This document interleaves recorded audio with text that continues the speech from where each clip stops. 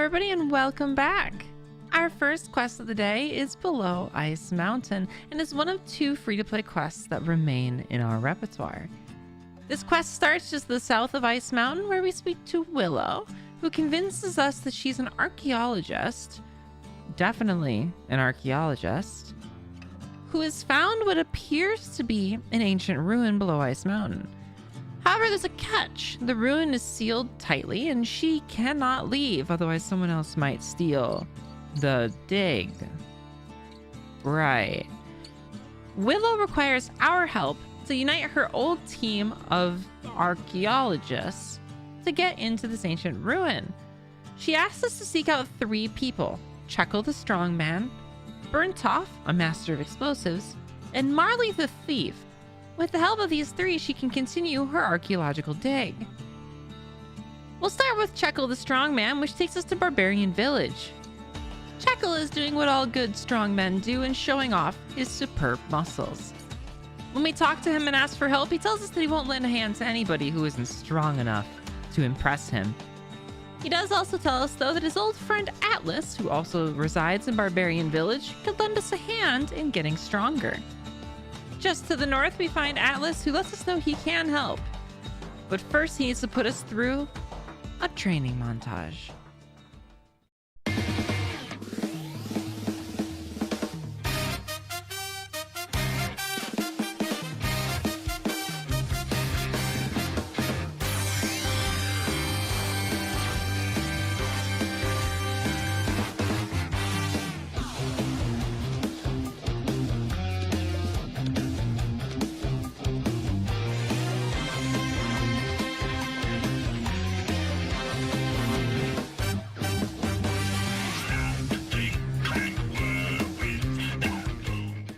Imbued with the strength of 1,000 mice and/or 1 actual normal human being, we return to Checkle, flex in front of him, and he agrees to help Willow out once again.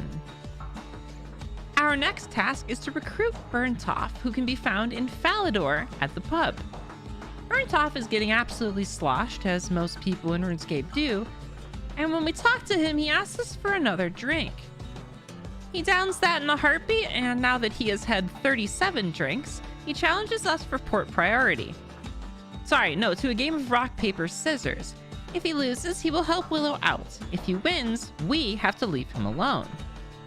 Now, if I know anything about alcohol in RuneScape, it makes people very bad at everything. He can't even tell whether or not he won, so he just goes along with it and agrees to help.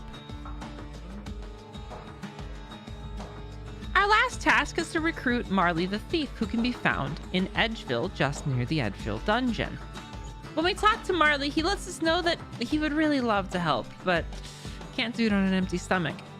However, he will only accept 1 piece of food, and that is a steak sandwich from the Blue Moon Inn in Varrock, our favorite place to murder people, get food, and also get people sloshed for vampire slaying. We do everything there. So we'll head to Varrock and talk to the chef in the Blue Moon Inn, who lets us know that we can make a steak sandwich if we bring him a steak and some bread. Oh, and also a knife to cut the loaf open. He quickly teaches us how to make one and tells us that it better not be for that thieving, conniving piece of shit Marley, which it definitely isn't. So we take the sandwich back to Marley and he agrees to help Willow out. With everybody convinced, we can now head into the ruins.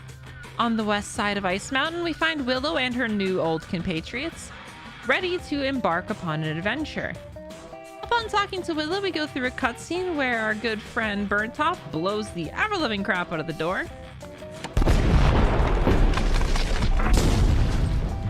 Hey look, I made a bridge. Checkle moves all of the rocks out of the way, and Marley disarms some traps so that we don't all die. Upon arriving inside ourselves, we discover that this is an ancient ruin. However, Willow and crew don't seem to care at all, because they're not archaeologists. They're tomb raiders. They don't care at all about the history, they're just there to make a quick buck.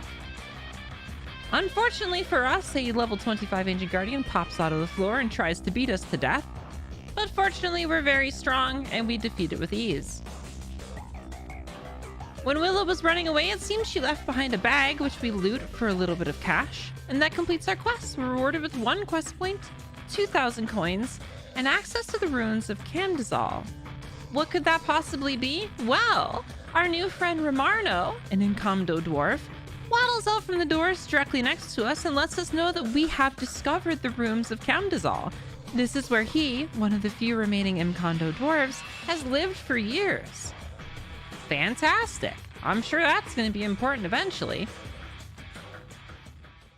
All right, so we need a lot of things. But at this exact moment, I want to start training my construction a little bit. Our construction's already 5. But one of the easiest ways I know to level early construction is exit portals, especially since I'm going to have to procure everything myself. So I'm going to be hitting some iron here, making iron bars, and then building exit portals in my home. Should be relatively easy to do this little loop between Remington, this dig site, and Falador for the furnace. So that's the plan right now. I will be back in eventually when I am a higher construction level. All right, and there's 15 construction, which is what we have been working towards. We want to be able to make a workshop and tool store, but we don't have enough money. So if we go to the store hotspot, you can say, look, we can now make a workshop. We need 10,000 coins. We currently we only got 3k. So we're gonna spend a little time. We're gonna make some cash. I promise there is another quest in this video, but it's a big one and we need to do some stuff before we do that. So, all right, so this is our money-making strategy. We are doing the agility pyramid. We've obviously completed it once already. You'll see we got this beautiful little boy in our pocket. But we're gonna be doing this to get some money. It's 10k per completion of the agility period. We are 46 agility now, which is fantastic. We're gonna keep climbing. Most people I think recommend like 50 if you're doing this, but I figured 45 was enough when we started, and we're now 46. And yeah, I'll see in a bit when I have a bigger cash stack that I'm inevitably gonna lose in the next quest. Oh, that feels great. Oh my god. That feels incredible. Oh, I just sold 2 pyramid completions and got 20k. Like, it feels fantastic. I haven't had that much money this entire time. It is time to build the workshop.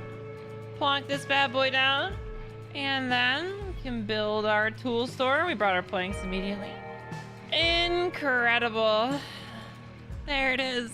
Take whatever we need. Fantastic. This is a massive moment for us. We are at Dragon Slayer 1. This is both our first actually difficult quest and also our last free-to-play quest.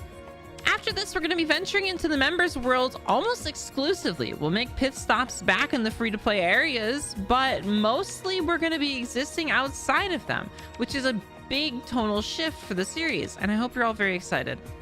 That being said, we are currently talking to the Guild Master of the Champions Guild, which is located just to the southwest of Varrock. He is letting us know that to wear rune plate armor, we need to embark upon a quest and get the approval of Oziak, who lives in a hut to the northwest of Edgeville. We're just going to pay attention to nothing else he says and immediately run up to Oziak and ask what the hell he wants us to do so we can wear this freaking armor. Oziak tells us to get bent, which we don't take for an answer. So we ask him again and again and again and again and again and again and again to let us wear a rune plate until he eventually just tells us to go kill the dragon of Crandor.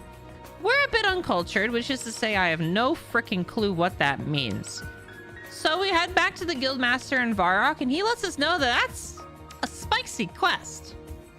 Crandor was once an important city-state that lies in the ocean northwest of Karamja.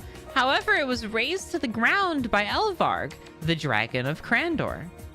Because of that, and because of how dangerous Elvarg herself is, the island was closed off and the location of it hidden. It only exists on one map, which was torn into 3 pieces. These pieces were held by 3 individuals named Thalzar, Lozar, and Melzar. We need to gather all 3 of these pieces, put them back together, get ourselves to Crandor, kill Elvarg, and then Oziark will let us wear the nice sparkly blue plate armor that I can definitely afford. Don't look at my cash stack. The first piece we're going to get is Thalzar's piece, which is located in the Dwarven Mine.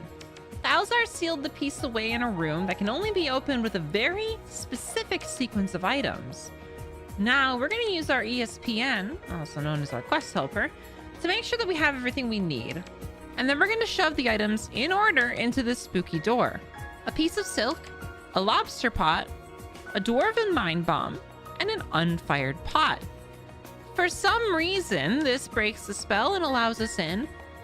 Pop open the chest and we grab our first piece of the map. The second piece of the map we're going to grab once belonged to Lozar and is now in the possession of a man named Wormbrain. By man, I mean goblin. Wormbrain is imprisoned in Port Sarim, and he doesn't want to give us the piece unless we give him 10,000 coins. Again, don't look at my cash stack. We're going to do a quick murder and just telegrab that piece of the map. And now we have 2 pieces of the map. The third piece is a bit more complicated. It once belonged to Melzar, and Melzar's an asshole who built a giant fucking maze. We can get the key to the maze from the guild master in the Champions Guild, which we do, and we head to Melzar's maze, which is located just northwest of Remington. Now it's time to get lost.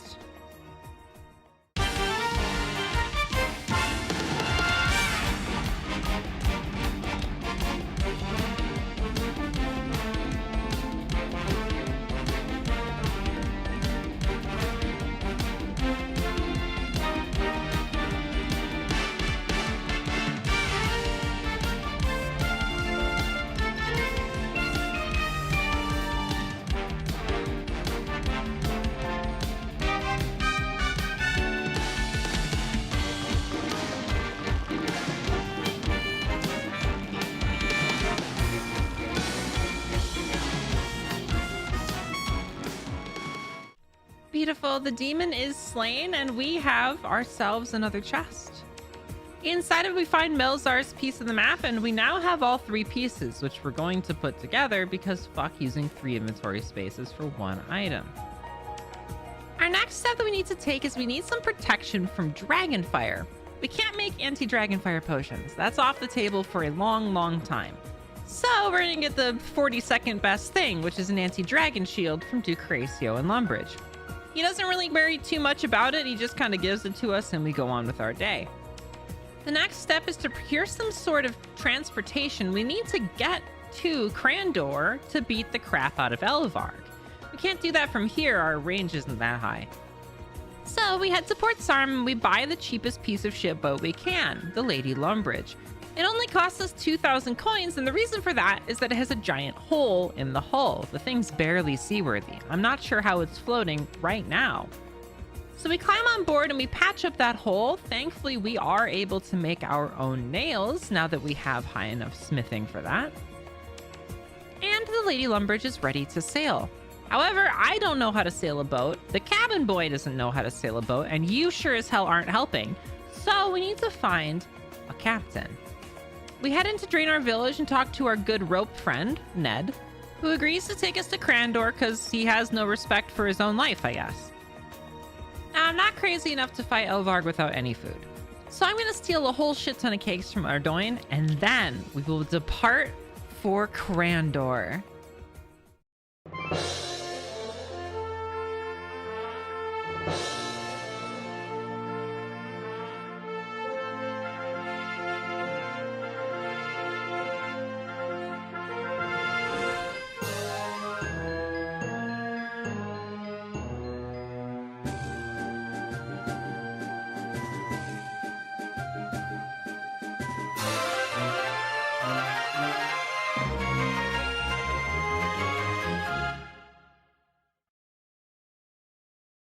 Well, that obviously did not go to plan.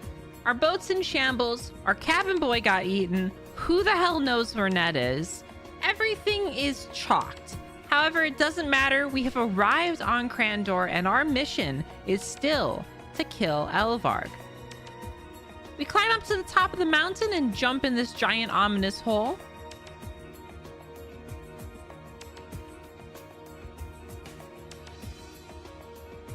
Unlock a shortcut just in case we eat shit and die. And climb over a wall into Elvarg's domain where we are going to flinch her. It's dragon murdering time.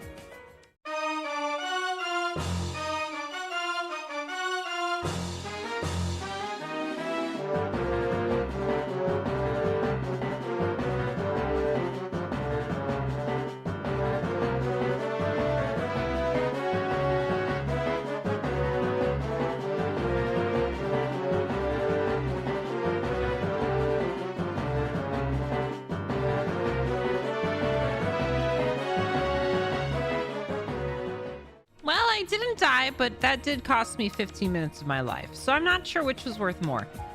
However, Elvarg is dead, and we've played The Witcher 3, so we know we need to take a trophy. We cut off her head, hold it in the air triumphantly, and then make our final departure back to Oziak. Oziak doesn't believe it. There's no way we actually killed Elvarg, right? We're like level 38 or some shit. But he can't disagree with a severed head, and he agrees to sell us rune plate bodies, which completes our quest. With that, we are granted 2 quest points, 18,650 experience in both strength and defense, and the ability to equip rune and dragon plate bodies. Now I'm just gonna go ahead and buy me a rune plate body. Oh, right. I'm poor.